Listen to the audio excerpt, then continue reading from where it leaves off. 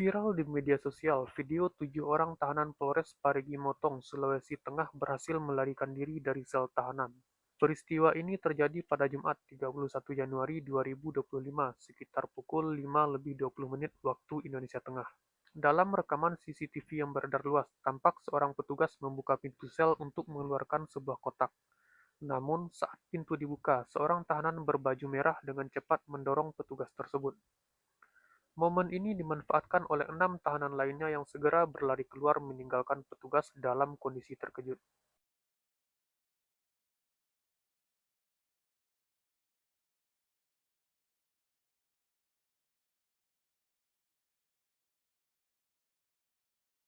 Kejadian ini menimbulkan pertanyaan besar tentang prosedur keamanan di ruang tahanan. Bagaimana mungkin 7 tahanan bisa kabur hanya karena satu orang petugas membuka pintu sel? Apakah ini kelalaian atau ada faktor lain yang menyebabkan hal ini terjadi? Kabid Humas Polda Sulawesi Tengah Kombes Pol Joko Winartono menegaskan bahwa seluruh petugas yang berjaga akan diperiksa untuk memastikan tidak ada kelalaian dalam kejadian ini. Sementara itu, Kepolisian Resor Parigi Motong bergerak cepat dalam melakukan pengejaran. Hanya dalam waktu kurang dari 24 jam, 6 tahanan berhasil ditangkap kembali, sementara satu tahanan lainnya memilih untuk menyerahkan diri.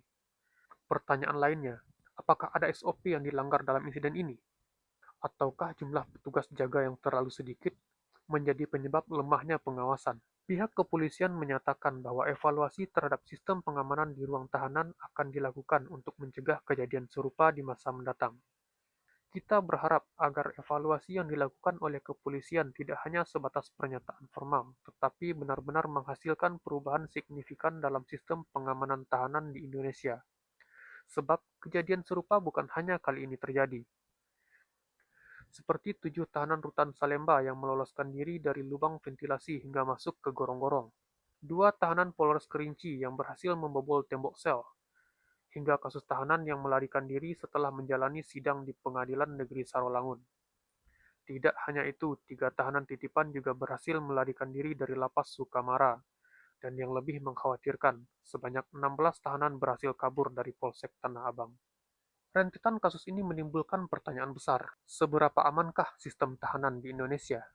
Bagaimana mungkin tahanan begitu mudah menemukan celah untuk melarikan diri, bahkan menggunakan metode yang seolah-olah sudah disiapkan dengan baik? Berulangnya kejadian ini bukan hanya menunjukkan kelengahan aparat, tetapi juga mengindikasikan lemahnya sistem pengamanan.